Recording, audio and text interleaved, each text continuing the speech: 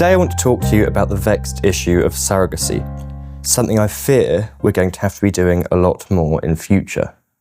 A court in Eilat, Israel, has recently ruled in favour of a lady named Sharon Eisenkot.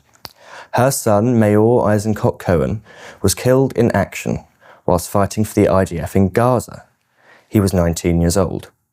The court heard that though never disclosing such a thing to his mother, he apparently confided in an old friend that one day he'd love to be a father, and that, if it were possible, he'd even father a child post-mortem with a woman he didn't know. Since the ruling has allowed Sharon Eisenkot to create a grandchild with her son's sperm, extracted after he was killed in battle nearly 2 years ago, she claims she has now found a woman who is willing to donate the eggs needed for conception. Now, we mustn't forget that this process would require IVF, meaning of the 8 children created per cycle, up to 5 living embryos could be destroyed, used for medical science, or frozen in perpetuity. Joining us today to take a closer look at this is Helen Gibson, founder of Surrogacy Concern, here to discuss why she believes this court case is no reason for celebration. Helen, thank you for joining us. Tell us a bit about why you founded Surrogacy Concern. Absolutely. So my name is Helen Gibson. I'm the founder of Surrogacy Concern, which I founded in 2023 in the wake of the plans published by the Law Commission for England and Wales with the Scottish Law Commission to liberalise domestic surrogacy law in the UK. I work very closely with another organisation, Stop Surrogacy Now UK, which was formed for the same purpose in 2019 when the Law Commission initially started their consultation period.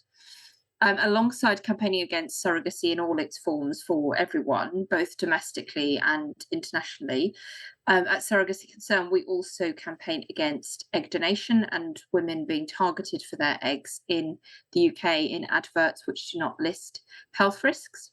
And so we've been doing a lot of work on that recently in Westminster. And where does this conviction come from in you to do this? Well, I'm a women's rights activist, and I don't believe that women's bodies are vessels or incubators for hire. As a feminist, I believe profoundly that babies belong with their mothers and should only ever be removed from their mothers for reasons of safeguarding issues. Otherwise, they should be with their mothers. And I'm very concerned about how egg donation in particular splinters motherhood. So you have one woman who's the female genetic parent, then another woman who's the mother, and then you might have a third female commissioning parent. So that causes deep-seated confusion for the child. So it's not a child-centered act. Surrogacy is inherently exploitative. It always exploits a woman's financial need and poverty, often in developing countries. And as I've said, it's also wrong for the child who is removed at birth from their mother, the one person in the world they need at that moment and who they've bonded with in utero and they recognise. So if we look at the topic we're looking at today, Sharon Eisenkot says that she's found a woman who is willing to do this. So what would the problem be then with this? Why can't Mayor Eisenkot's wishes finally come true? Mm-hmm. So we don't agree with surrogacy in any form for anyone. That doesn't mean we don't have deep sympathy for anyone who wants to have a child and can't for whatever reason. And it doesn't mean we don't have sympathy when bereaved adults, older adults, have lost their children, adult children. And what we're starting to see is a growth of posthumous surrogacy. So there have been quite a few high-profile cases in this country as well as abroad in the last few years. So Ana Obregon, a couple of years ago, is a very, very famous, well-known Spanish TV star.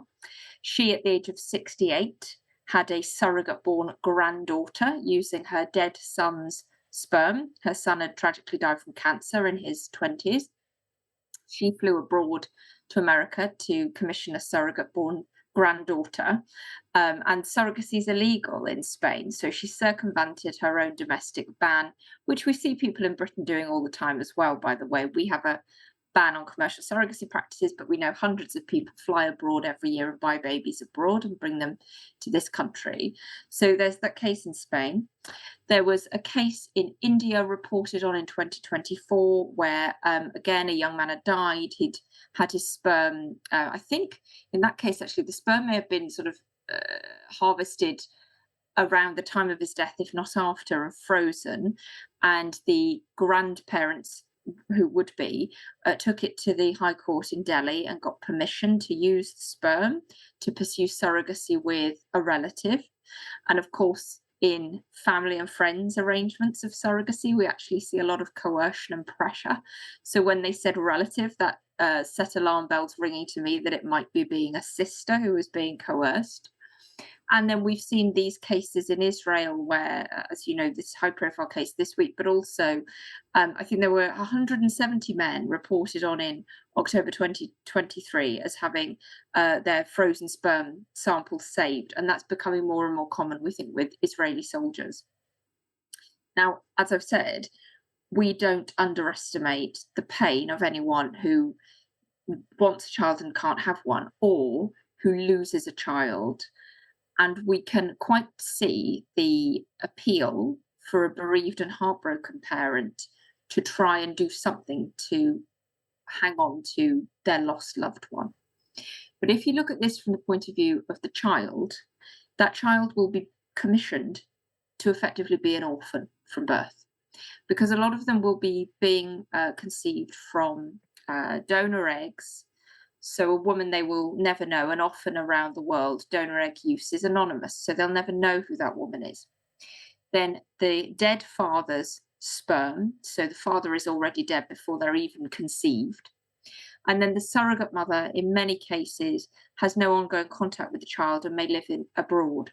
So the child is commissioned with the express intent of them being effectively an orphan and being raised by grandparents. Now, some grandparents, I think in this case, with Sharon you mentioned, her son was 19, so perhaps she might be only in her sort of 40s or early 50s.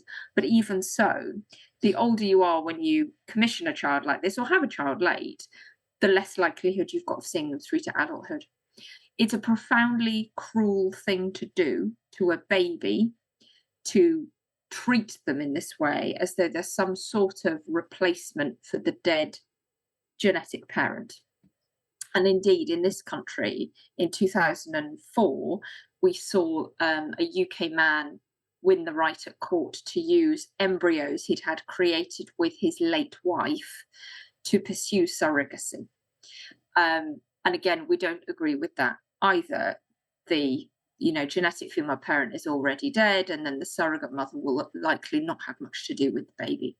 So do you think you could sum this up as the commodification of babies, or as someone believing they have the right to children? Of course. It's the global trade in babies, embryos, and eggs. And there are now millions of eggs frozen around the world. And we see people in different countries shipping eggs for creation of embryos abroad in cheaper jurisdictions. We see embryos being sent out of the country. We see surrogate mothers, particularly in poor countries, being flown from, say, Ukraine to Cyprus for embryo implantation to give birth then in a third jurisdiction, Moldova. There was such a case reported on recently. Women flown in from Kazakhstan to Cyprus, back again, with no knowledge of where the egg donor comes from either. So we're seeing this global trade in children. We've just tweeted about a case of a British couple who went to Mexico to buy a baby, and their arrangement was facilitated by a British surrogacy agency, My Surrogacy Journey, who have just set up a for-profit surrogacy outpost in Mexico City. Now, there's no suggestion that any of this is illegal, but our view is it should be illegal, and we make that point regularly to government. This is not an acceptable thing to do to children, and it's not an acceptable thing to do to women either. So, I mean, if we look at this case we're looking at today, and it's this idea of this mother who is mourning her child. And I mean, I heard the other week, and I thought it epitomised it quite well, is that there is a Western problem with accepting death and coming to terms with it. Yes, do you think that that's something you can see in this case? Yeah, I mean, I think that's probably true to a degree. I think perhaps, in a sense, some of that is fed into some of the assisted suicide narrative that we've recently seen in the UK. We're not so accustomed to death and loss as perhaps our society used to be, and that's obviously a very good thing, but it does have connotations where technology exists today, reproductive technology, to allow people to do things that previously would have been closed off to them. Where you might have once expected a sort of moral barrier to kick in to guide or guard against specific behaviour, I don't think that's there for many people anymore. And it's self-selecting. So we get contacted a lot of the time by gay men who obviously can't have children of their own, but would never pursue surrogacy because they really disagree with it. And we get contacted by infertile women who've often suffered heartbreak, miscarriage, loss, years of trying for a baby, and they would never conceive of pursuing surrogacy either. So then you're left with this smaller pool of people who perhaps are more likely to pursue their own desires over regard for the other person in the relationship, which in this case is a baby. And so we are quite concerned about that, and the growing normalization of surrogacy as being something that you're entitled to do, that it's acceptable, that there's no downside, that it's a win-win. We're seeing a change, I think, generationally in terms of younger people seeing it a lot on social media and thinking it's acceptable. I think allegedly Dustin Lance Black, who is Tom Daley, the Olympic diver's partner, was really shocked when they were looking into having children and realised that we didn't have legally enforceable surrogacy contracts in the UK. You know, you could not contract a woman to do this here. She had the right to keep her child. And that surprised him because in America, you can just contract a woman to do this, and she must see it through, or you can sue her. So there is a real creeping sense of entitlement to women's bodies and to children, and the idea that you have a right to have a child. And nobody has a right to have a child. It's not a human right at all, actually. So do you think these safeguards that you're talking about that we've got here at the minute, do you think they'll last, or do you think that there is a chance we can see this wave of commercial surrogacy coming into this country? I think that this government have said that they don't intend to reform the law, for which we're incredibly grateful. And I think they realise that there are a lot of women and a lot of men actually who would be incredibly angry if they did, and it is probably a fight that they don't need to have.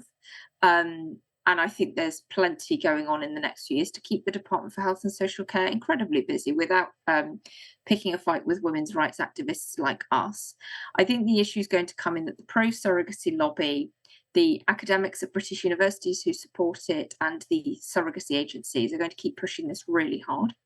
So we see sob stories in the newspapers all the time. There's one today about poor couples who have to go abroad,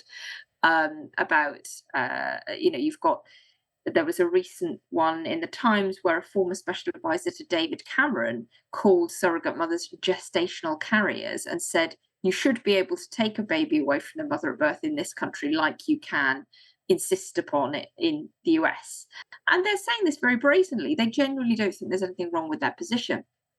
So as the numbers of people pursuing surrogacy ramp up, you're going to get a higher concentration of people who think it's okay, who don't want to be told that what they've done is not ethical, and certainly want the right to be able to do it more easily.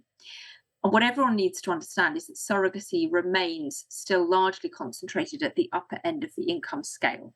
So people doing it are wealthy, often C-suite executives of large companies, journalists, members of parliament, all people with sharp elbows, big wallets, social cachet, and influence. So they're able to get their, sob stories placed, but they're also in a position of having a say over our laws and lobbying hard for the laws they want to change, which I think is leading to a disconnect with the general public, because actually I think the general public aren't very comfortable with surrogacy at all, particularly when they come to know what it actually means and how it actually looks and what this global trade now is, and that it's not really the family and friends model in the UK anymore at all that it's often claimed to be. So I think you're going to get this mismatch, and I think there's going to be an interesting dilemma for politicians, in that I think the public might move ahead of the politicians very quickly in terms of their opposition to this as they become more and more aware of what's going on. Well, that's So exciting. That's very exciting. And Helen, it's we're with you in exciting this fight. for people like us. Yeah. Well, we're with you in this fight. Thank you very, very much for your time. Thank you so much, and thank you for your support. I really appreciate it, and thank you for interviewing me. You're welcome. Bless you. That's Helen Gibson.